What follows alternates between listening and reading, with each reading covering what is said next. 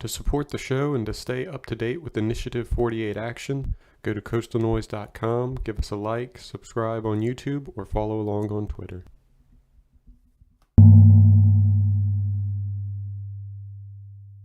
Hello, everyone, and welcome back to the Coastal Noise Podcast. This is episode number 43. I don't have any announcements to make for this opening show, so we'll go ahead and get straight into it. If you do want to hear more podcasts, you can go to the coastalnoise.com website and click on the podcast page. There we have all our episodes that are available. You can listen to them straight from the website or download them for your smartphone or MP3. We also have YouTube links that we put up usually about a day after the initial release, where you can go and listen to the audio content there via YouTube. Also, be sure to check out any new updates that I've put for the blog page, the photography page, and I may be putting up some new tracks from some demos that I've been working on the music section as well. So, in this episode, I talk with Kelly Jacobs about her Initiative 48, which seeks to legalize all cultivation and use of cannabis, whether it be hemp, recreational, or medical marijuana. And we just talk about the different benefits and the economic change that it could bring to the state, along with what the rest of the country is doing with new marijuana policies. So we'll go ahead and get right into it. This is Coastal Noise Podcast, episode number 43. Enjoy.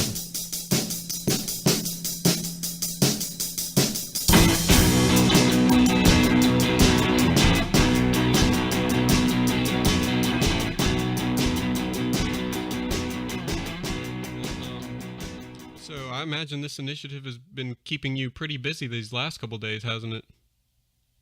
The last few months, I've been very busy because writing it took up a lot of my time because I don't know anything about the law.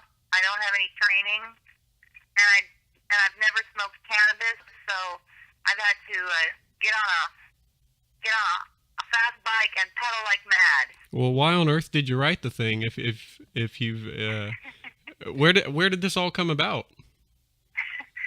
Well, the Mississippi Democratic Party asked the members, I'm a member, to propose ballot initiatives that would inspire Mississippians to turn out and vote.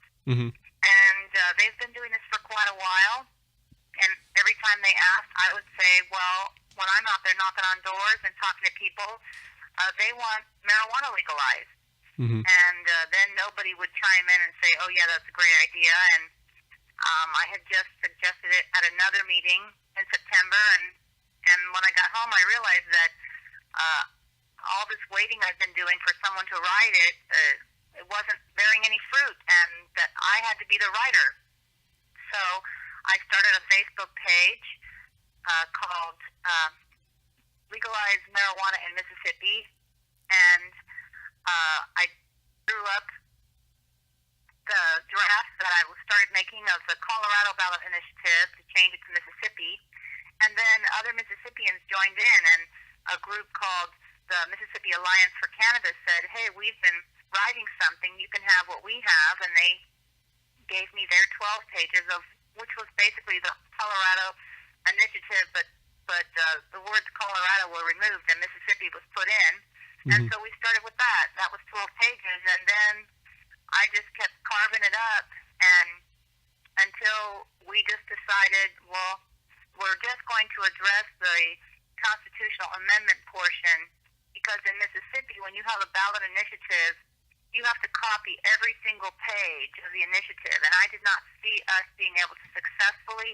have a petition if everybody had to copy 12 pages and staple it together before they signed it. That was just too much paper.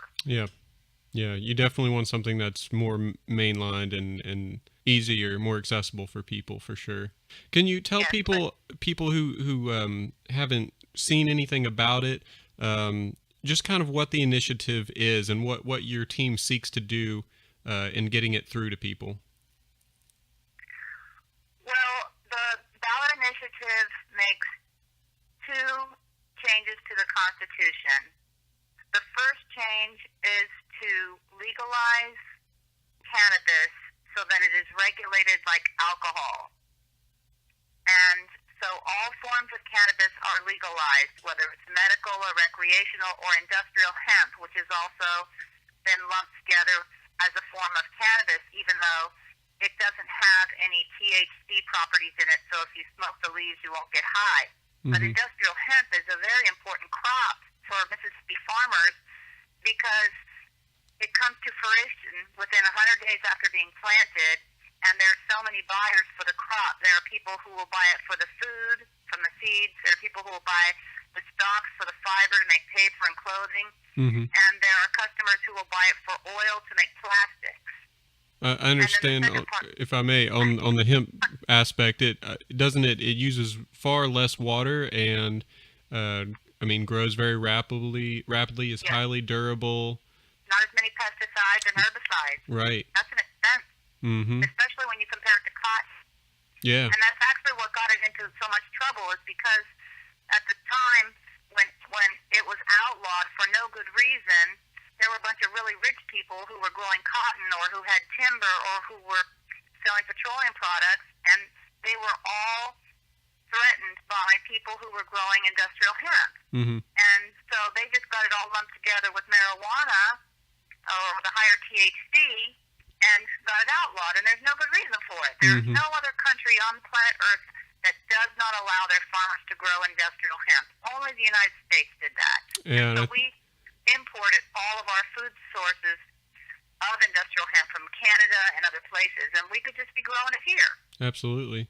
Yeah, it's almost become legend in the marijuana community of William Randolph Hearst and his monopoly on the paper industry, and how hemp started coming along as a more effective, more efficient product, and instead of converting his own paper mills to produce hemp, it was cheaper for him to just run smear campaigns on hemp and marijuana. And of course, back then there was all these kind of racial pulls of blacks and Hispanics getting white people to smoke it, and then there was loco weed and all these kind of racial slurs that were tied in with it. And like you said, there's no THC properties in hemp to get high from or anything like that. It's just a very effective textile and edible product. I mean, it's just all around just a very interesting kind of plant. Yeah, it will grow well in Mississippi. Oh, yeah. And his smear has lasted for 77 years, but now our neighbor, Tennessee, they have legalized industrial hemp, and last year in January, legalizing industrial hemp was considered by the Mississippi legislature, but it didn't get out of committee. So now what's going to happen is we have this ballot initiative that legalizes it. So I expect our legislature to panic because they don't want farmers helping us gather signatures and passing this, and I expect them to pass some sort of legalization for industrial hemp this year. Oh, that would be great, yeah. They'll do it. They'll try and do what they can to diminish the support for this ballot initiative, and that's okay because the people who will be helped are our farmers. Yeah.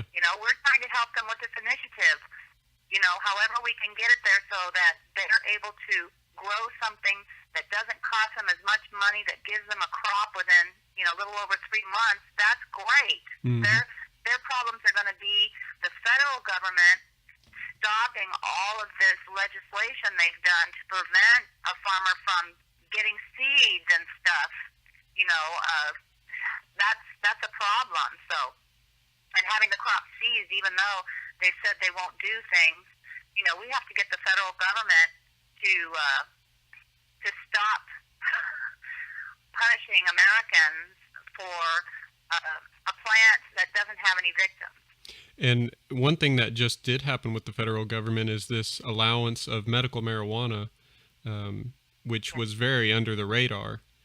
And I haven't heard many people talking about it, but it was probably just in the last month they decided the federal government was no longer going to persecute or make federally illegal states that had okayed medical marijuana in their own legislation.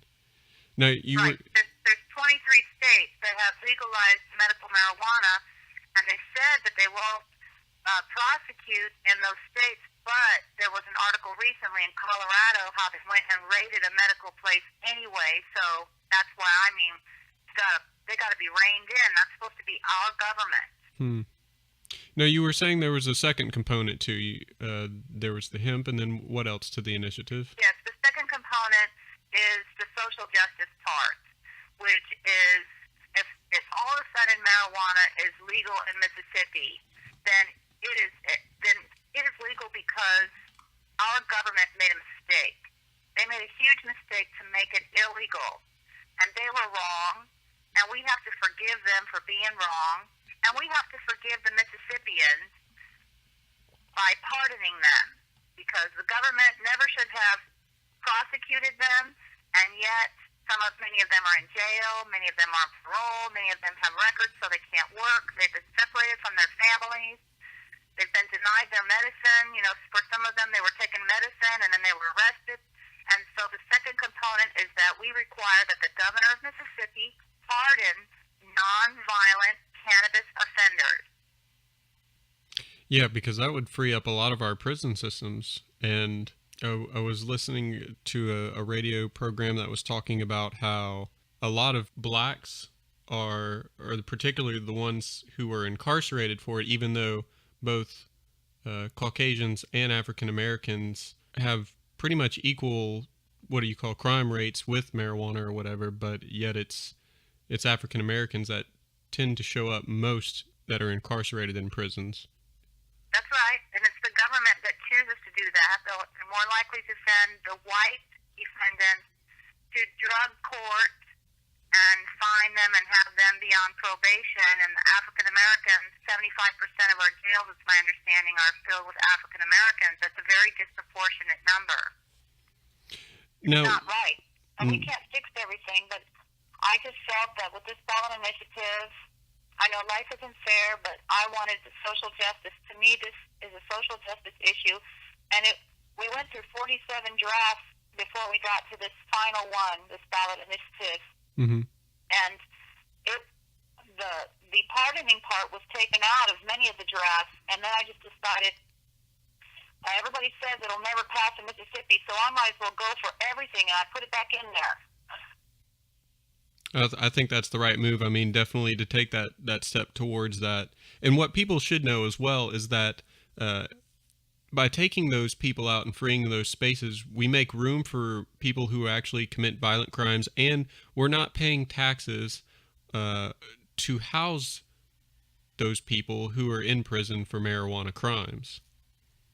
Yes, it costs more than $15,000 a year to incarcerate a person. But we only spend about $8,000 a year to educate them, and our government has said that they don't have enough money to fully fund education. And so that's why they have not, that's why we have ballot initiative 42 coming up on the 2015 ballot, because Mississippians have gotten tired of the government saying we don't have enough money to fully fund education, but they have plenty of money to incarcerate the heck out of Mississippi. So if we empty the jails, it could be that we won't spend $200 million out of about $350 million we spend annually to incarcerate Mississippians, and that money could go instead to educating them so that they have better jobs. Let's talk a little bit about the signatures that you actually have to gather. How many signatures are required before I know you're looking for a time frame of August to October to get them submitted in for the 2016 ballot? Can you explain? Well, the ballot initiative process gives us 1 year to collect signatures. However, if we want to appear on the 2016 ballot, the presidential ballot, we have a deadline of October the 2nd that we have to hit. And the October 2nd deadline means that I personally, as the sponsor of the ballot, I have to hand in all of the signatures with a check for $500 together to the Secretary of State's office no later than October the 2nd. In order for that to happen, all of the 82 circuit clerks in the state of Mississippi have to certify the petition signatures that they receive, if they can read them, if they're printed properly, if they're written in black ink, if everybody is registered to vote on them. They have to certify them, and then I have to get those certifications. So, from my perspective, I need your listeners, Stefan, to get on their own bikes and to gather signatures on our legal Secretary of State issued petition and get them submitted now to their local circuit clerks.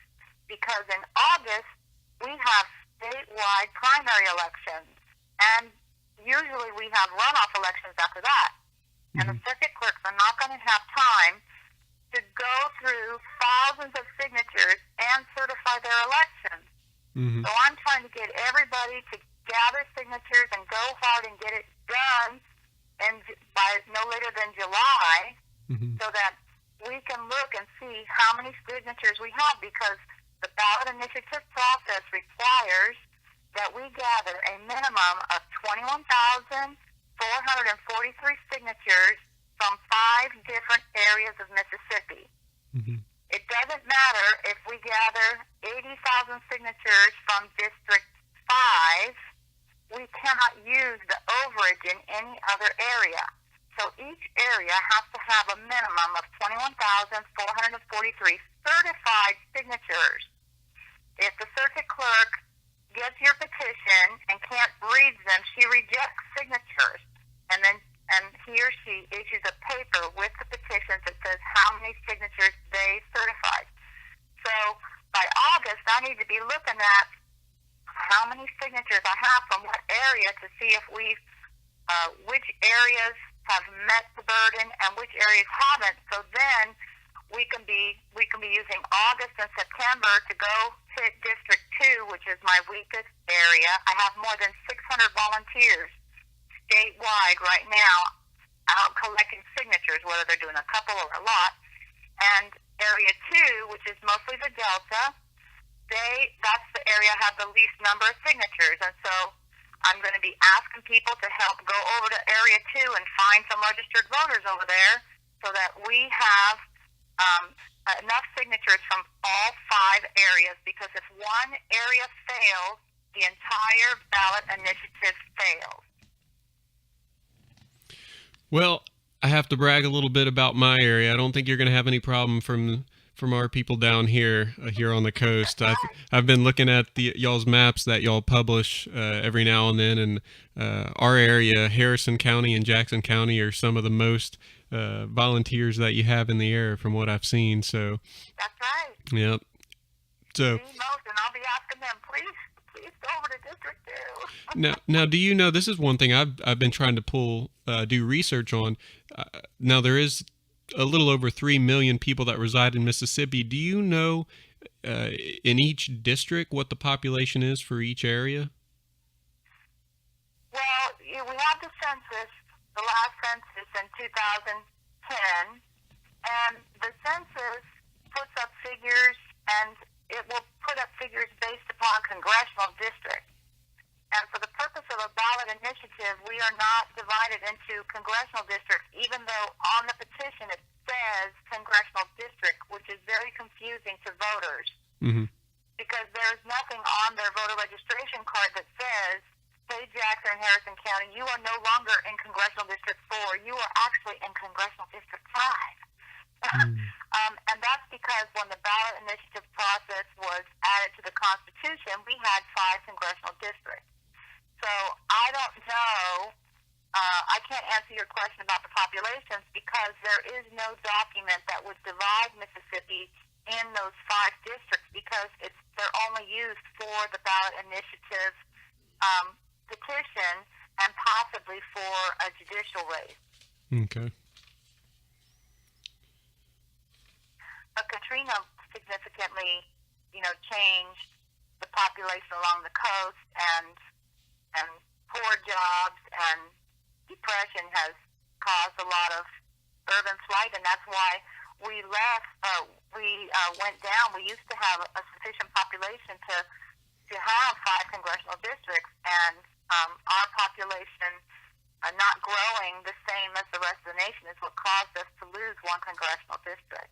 I see.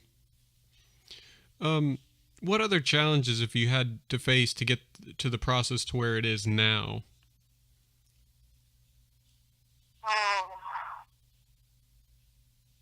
Well, honestly, it's been difficult because I have not found the government to be easy to work with. To ask questions is to be told that you have to find an attorney. And no Mississippi attorney has been willing to help. None. I've asked over 30, and some have said, oh, yes, just send me what you have, and I'll help out. And then nothing from them. And that's been very frustrating because this is a legal question. I wanted to be proud of the work so that it's well written, because the nation's going to look at it. Mississippi is the first state in the South that is trying to legalize every aspect of cannabis, which is really how it should be, because our American Constitution does not prohibit a plant, and our Mississippi Constitution doesn't prohibit a plant. So really, like Colorado, they're writing restrictions on a plant, even though we look at it as legalizing. And Mississippi, what we're writing is we are proposing how we are going to regulate it. We're acknowledging with this ballot petition that this is a substance that Mississippians use, like tobacco or alcohol, and we're going to regulate it like alcohol, so that it's not available for minors, but it is available for adults. And adults can choose not to use it, not to buy it, or they can choose to buy it, and it's nobody's business, just like alcohol. And trying to write something without any training, and that's what I was doing, so that it could be, it could hold up and actually be what I hope it'll be, is a very large fear, if that makes sense. And I think a lot of what people get hung up on a lot is this, oh, what about the children ordeal? But when you regulate something like this, wouldn't you say that it would be a better, more controlled environment for kids to, not be able to get it? Just like, if you have alcohol, you have to have an ID, you have to go have people, of age to go get it and all these kinds of things. Whereas if it was illegal, you can just go to anybody, a drug dealer or anything else like that, somebody who just has it, and they don't care about an age, and it goes to them. The money goes to drug lords, which, if they're into other heavier things, they might sell kids on other things because that's just more profit for them. And then you don't have any tax kickback. You don't have it going to the state for schools, roadways, more jobs for people, all those kinds of things. There's no money to be had for the people, the residents of Mississippi. And then it seems like it would actually make it more accessible for kids to get a hold of it. And I think what we're seeing in Colorado and other states, that even if it's just medical, I don't think any statistics are showing that a huge increase in teenage use has gone up or anything like that. Yes, I agree with you. I just saw an article out of Colorado that said that the use from minors has flatlined.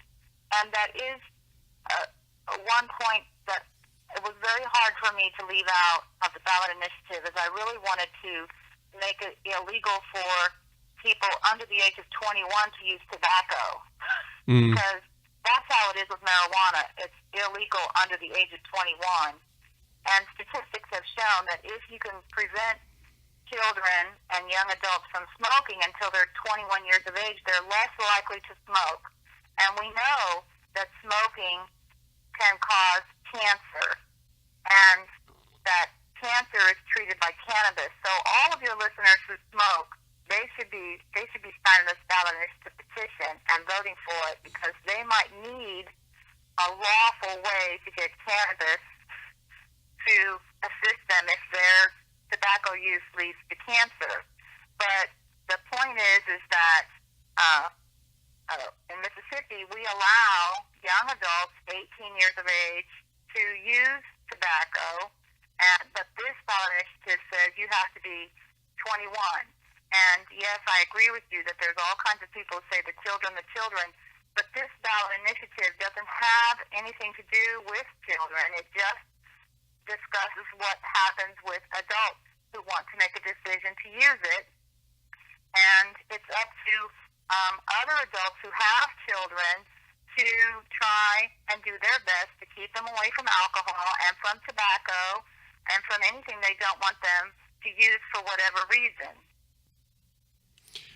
I'd like to talk a little bit about some more of the statistics that Colorado specifically has showed up, seeing as how they're kind of the laying the groundwork for a lot of this stuff. And I love Colorado before even the marijuana thing was going through. I've been there 3 times in the last 3 years, and I just got back a couple of weeks ago. And of course now, this past time that I went, the marijuana thing is in full effect, and I got to speak with the people. And you walk around Denver and you can see the actual shops, and you go in and it's these, the place that I saw, I only stopped into one place, but it mahogany wood floors, leather chairs. You've got your man in a business suit over here. You've got your skateboarder. You've got your grandma.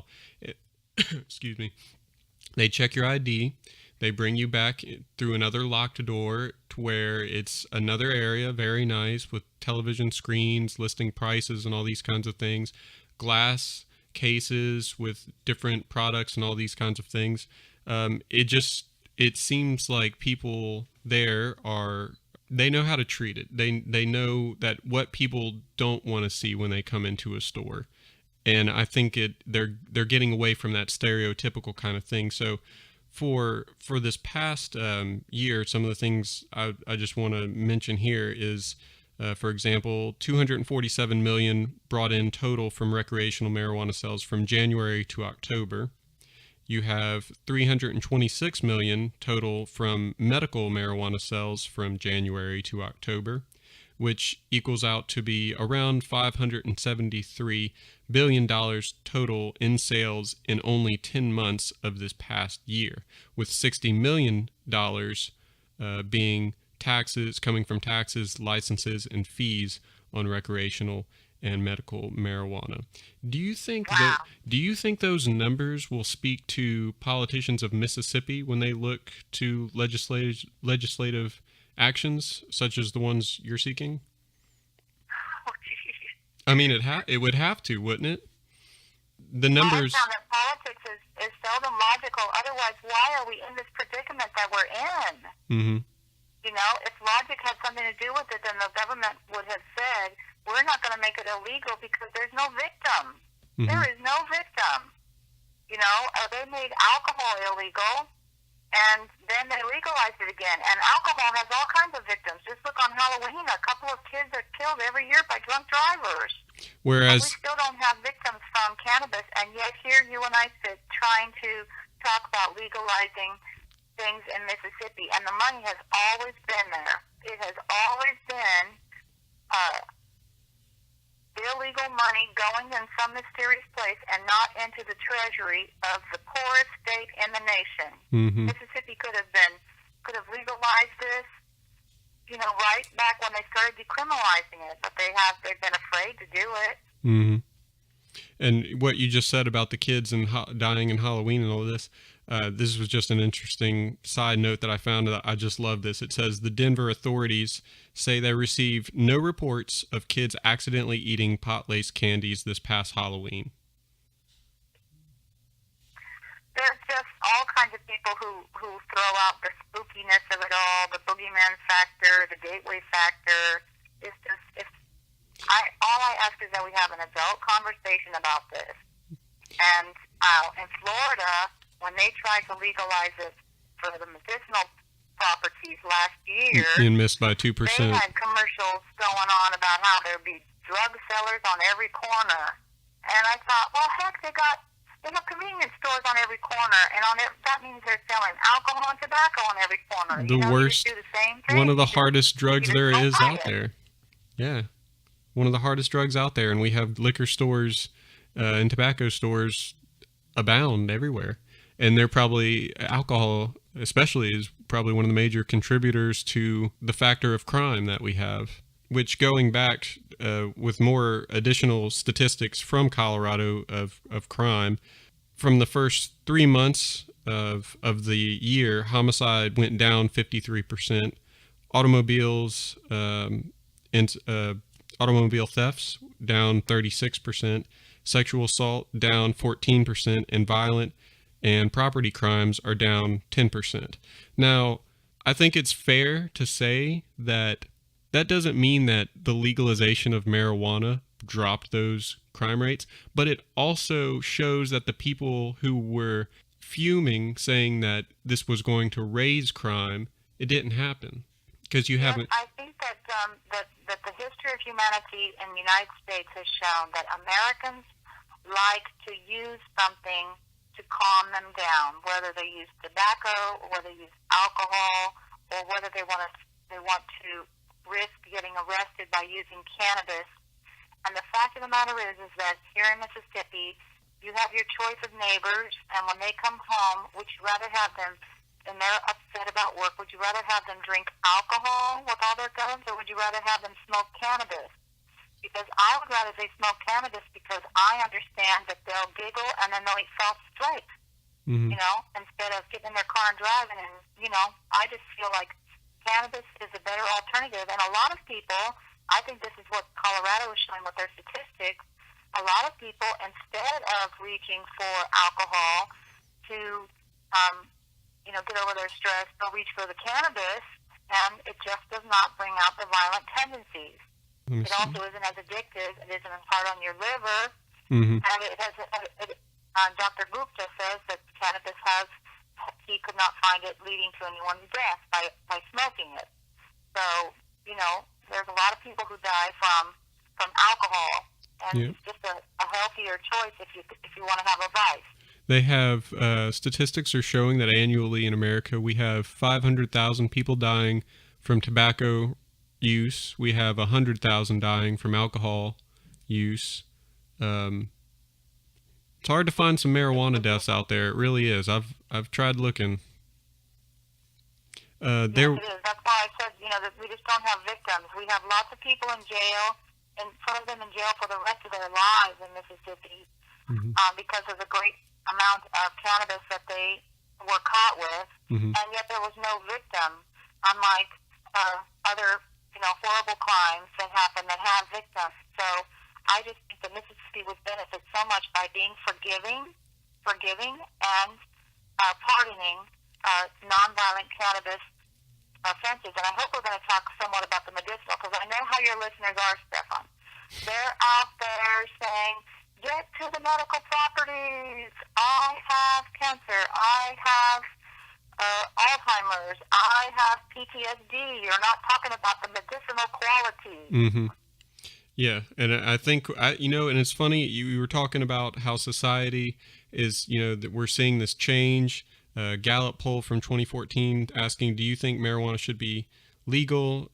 Just under 60% are saying yes, and I think a lot of that is to do with the medical aspect, because I think a lot of people recently have had experiences where maybe loved ones or close friends are hospitalized, whether it be cancer or another ailment of some sort that's severe, and more those patients are requesting, most likely from their families or just anybody they can get it from, to use medical marijuana to help them. And I personally have had people that I've been close to who had cancer who asked for it, and the transformation, the difference between going through chemo and then to providing them with medical marijuana, and their appetite comes around, they feel better, there's less pain. I mean, and I hear these stories more and more and more, and I'm sure you're the same way. And it's really those people, they should be the ones that we're thinking of first before the recreational thing. You're absolutely right. Yes, and the thing that makes this entire argument so hypocritical with the government is that our federal government has a patent on cannabis, a medical patent that they collect royalties from a pharmaceutical company. So on one hand, they say that marijuana has no medicinal values and it's a Schedule I drug, and they don't allow universities to study or experiment with it or to advance our medical science. With cannabis, they prohibit it. And on the other hand, they went and studied it and got a patent on it. And in their paperwork, they had to list the medicinal qualities that it had so that they could get that patent, and they collect those royalties. So the pendulum is swinging, and the federal government is going to have to back down because they are the biggest hypocrites on our soil. Of course.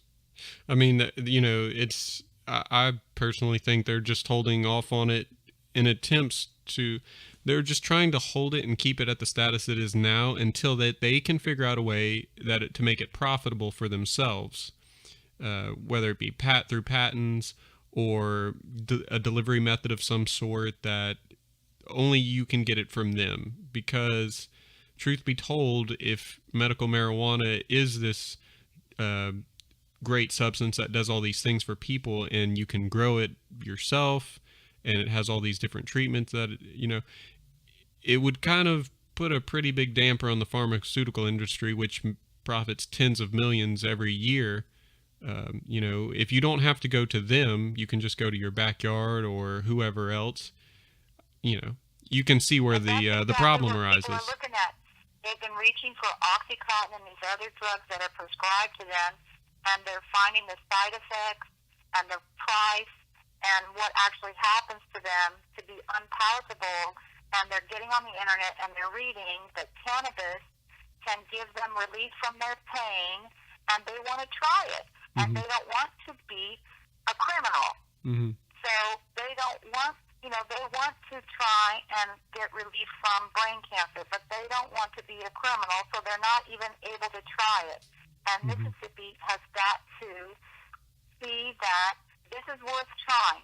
If legalizing marijuana is a mistake, we can always go back and make it illegal again. But let's make it legal now, and let's see how we can show the nation that you can grow a crop that adults can handle, a plant that has medicinal values just fine, and we'll have some rules on what you can and cannot do with it, but we're going to stop incarcerating people, and we're especially going to stop people who want a medicine from having it and using it.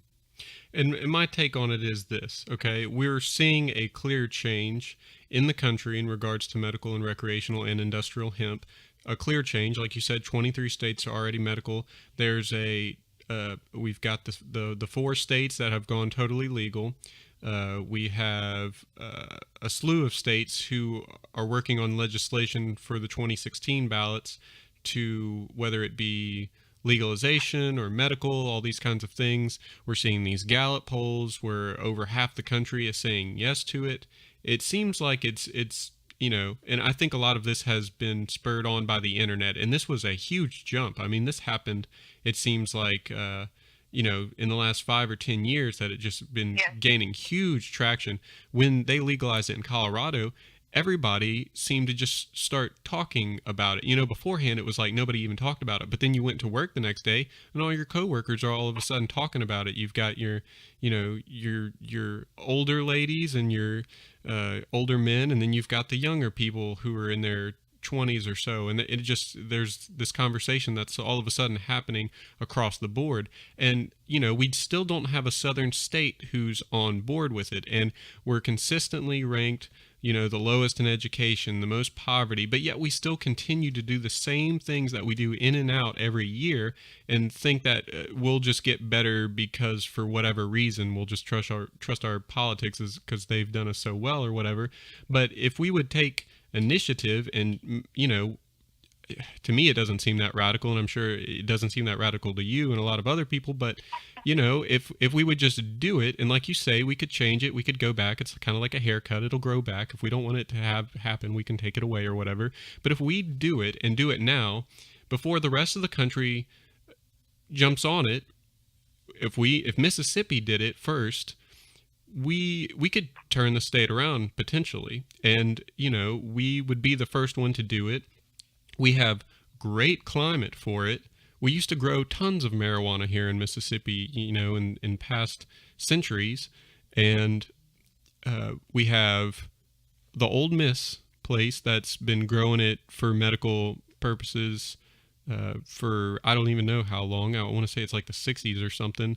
The tourism, the whole thing. I mean, it would be a game changer, I think, for us. And allowing people to get work so that they could support themselves also is a game changer. So people could grow something and set up a business, a private smoke club, for example. Like I was asked by someone with the Choctaw Nation, because the government ruled that they did not have the right to go and prohibit marijuana from being sold on Native American land. Mm-hmm. And so he asked me, what do I think that they could do to make money with this? And I said, well, I think you should set up a smoke club so that people have to join with a membership. They could come to your business there, and they could smoke cannabis.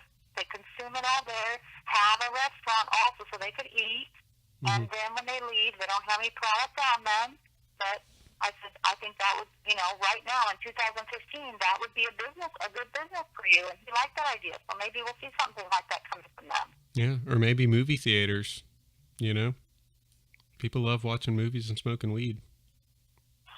Well, there's in many places there's no smoking ordinances, but if you have a private club, that usually gets around if it has a membership. Yeah, and the private clubs. Now, when you let's say that you get all the signatures that you need, okay, and it goes in, what happens then? Whose hands is it in? I understand that on the 2016 ballot, we will then have a question saying, do you think marijuana and industrial hemp should be legal for those over the age of 21? If people were to vote, let's say in the range of... Over the age of 21. Over the age of 21. Under. Did I? Oh, excuse me. But let's say that we get about 40 to 60% of people who vote yes, a significant amount. If it was over half, that would be even more significant. But even, I think, 40%, shouldn't be too terribly difficult for people to vote on. But let's just say in the range of 40 to 60%. What happens then? Whose hands is it in after that? I'm not sure if you're talking about the petition process or the voting. So I'm going to talk to you about the petition process, because yesterday there was an article about how the Secretary of State just, Gilbert Hosemann just said that ballot initiative 42 has been certified, that they handed in the number of required certified signatures, and it will appear on the 2015 ballot. And that's for what now? So that's exactly what would happen with us, because they turned their paperwork in October, and now they had to wait all the way until January to be informed whether or not they would be on the ballot in 2015.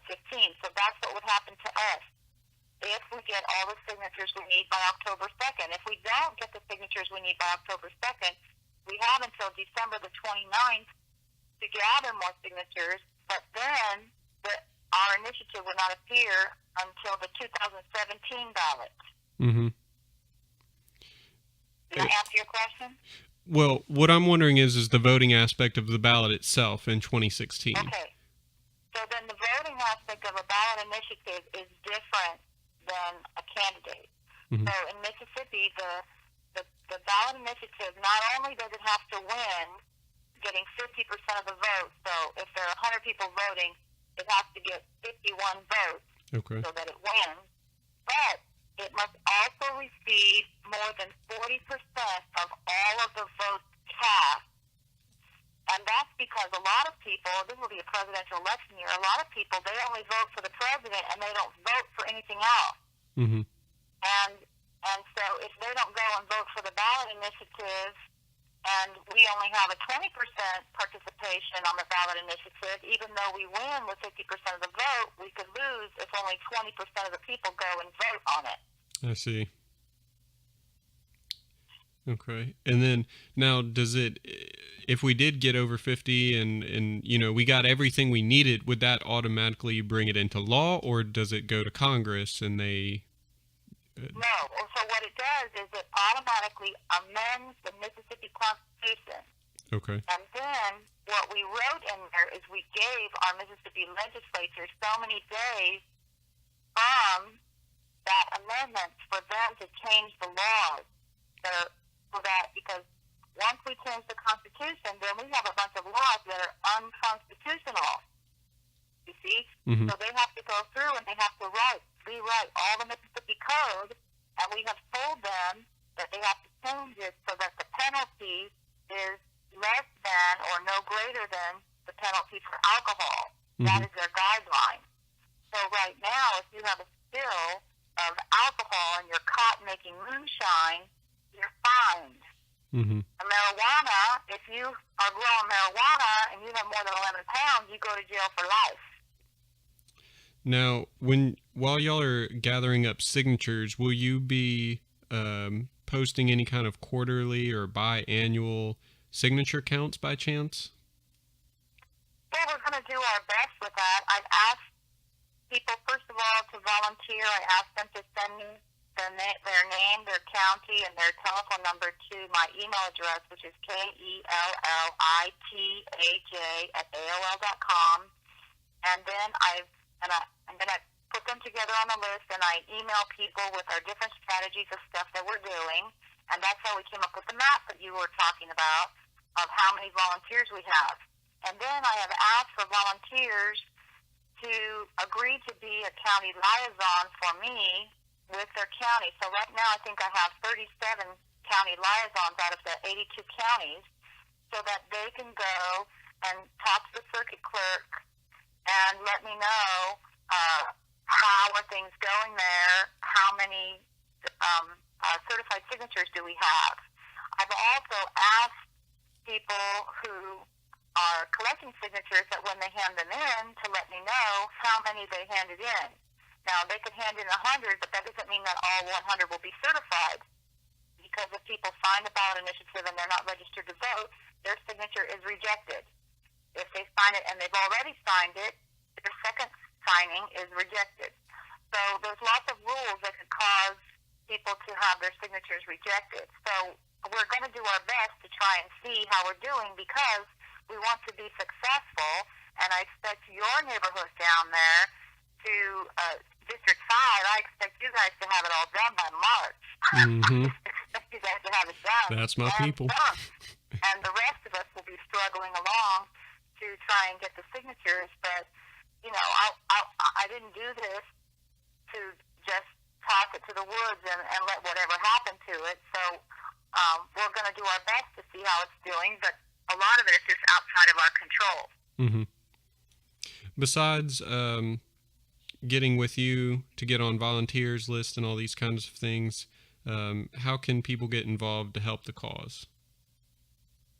Well, I've asked the volunteers to start scheduling town hall meetings. I told them it doesn't matter if somebody else already has one scheduled, because no matter when you hold a town hall meeting, people can't come. And a town hall meeting allows the community access not only to the ballot initiative petition so that they can come and sign it and they can get copies of it, but it also allows them to sit down and listen to somebody talk about what they think the ballot initiative will do and to answer questions that they have. And I think town hall meetings are very important, and they have to be held by people who live there, because you want to see your neighbor up there talking about why they need to use medical cannabis, and they want all of you to make it lawful for them to treat their cancer with it.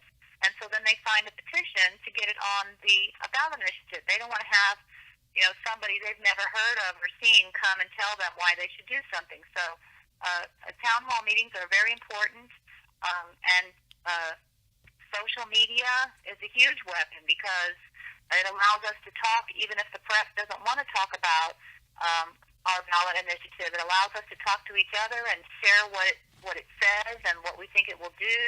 And it allows us to share a voter registration form, because a lot of people now are coming out of the woodwork and saying, hey, I support this. How do I get registered to vote? They have no idea how to register to vote. Mm-hmm. And so we've got to have a conversation to to tell people that you have to register to vote. You go to your circuit clerk's office and you get the form and you register to vote right there.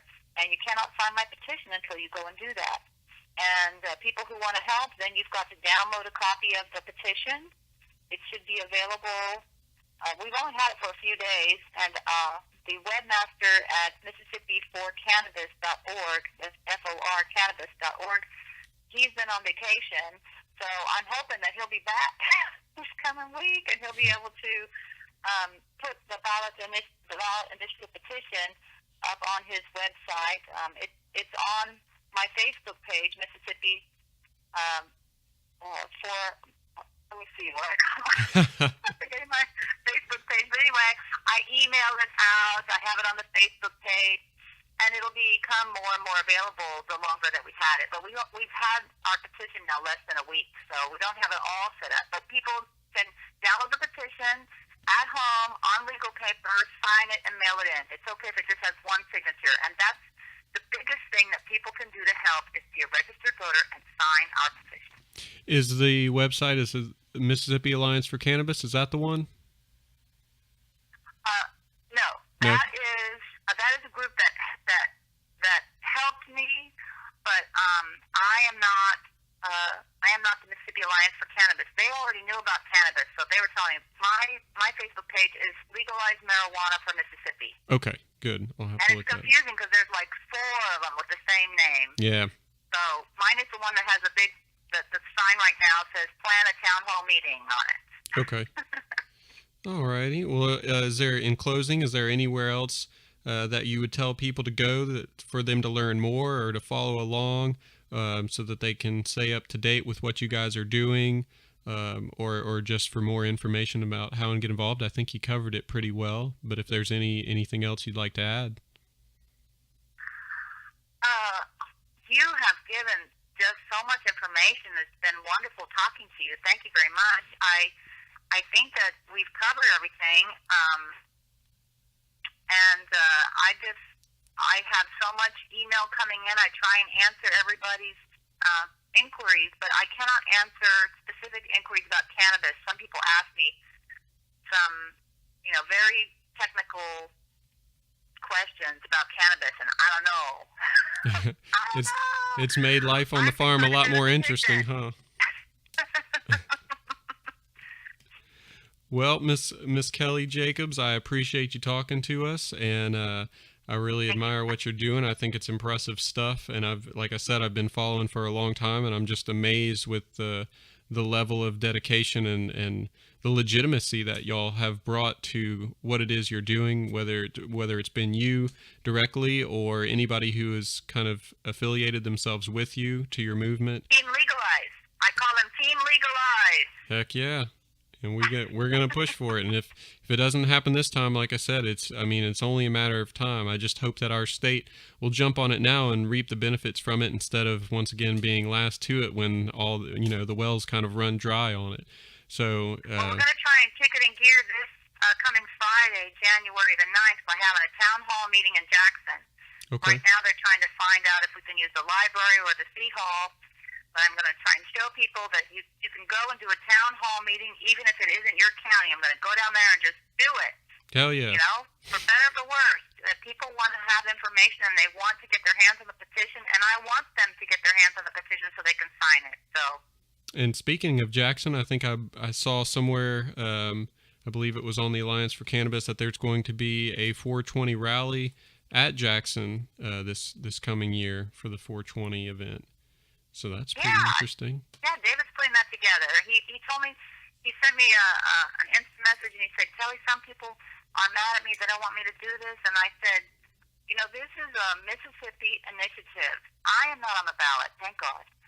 I am not running for office. You don't need my permission. This is our initiative. This is Mississippi's initiative.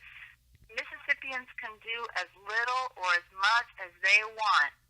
I said, you volunteer to do what you like to do, how you want to do it. My biggest fear is the money, because you've heard me. I haven't asked for anybody to donate any money. I'm having the Mississippi Alliance for Cannabis. If they want to raise money, that's up to them. And the money can just be such a problem. I said, if anybody spends money or raises money to print petitions or to have to have an event or something, they have to let me know, because the law says that I must, no later than the 10th of every month, I must make a report on how much money is spent and where it comes from on this ballot initiative. And so I need people to tell me what they're spending. And so that is a big thing that we didn't talk about. But I really need people to let me know through the email what they spent so that I can declare it. Mm-hmm. But this is a grassroots program, and I just think if Mississippi doesn't want it, then it won't be on the ballot. Mm-hmm. It won't. If Mississippi wants it, then Mississippians will find a way to copy the petition, to go to where the petition is, and to sign it. And mm-hmm. Mississippi will make it happen. And I really think that that is where Mississippi is right now, that they are tired. They've been seeing cannabis smoked and people arrested for decades now, and they're tired of it. And mm-hmm. I just think that they are going to show up, and they're going to sign a petition, and they're going to vote to legalize it. I really do. Yeah, and I think that's a testimony to the attitudes nowadays as well. Even if money is not in abundance to make it happen, the fact that people will go out and that they get very passionate about it. I don't see anything that people get as passionate about nowadays, it seems like, as what has happened with recreational and medical marijuana in the country. Just seeing what it's done for people to get together, to come together and do something. I don't know anything else like it. And I think that there's a good chance that we may see something like that happening in Mississippi. And like you've said, that you've been getting bombarded with emails, and already in these just past couple days, I've been hearing people talking about the initiative becoming more visible and all these kinds of things. So we just got to make sure we get those people out in the rural areas and like the Delta, like you said, and make sure we get folks out of the woodworks where it's going to be a little tougher, whether, I don't know if they just don't have internet there or what's going on, but that's what I think it is. Well, Ms. Jacobs, once again, I appreciate very much you talking with us, and this is exciting stuff. I hope it pans out, and I'm going to be following along very closely for the next couple months.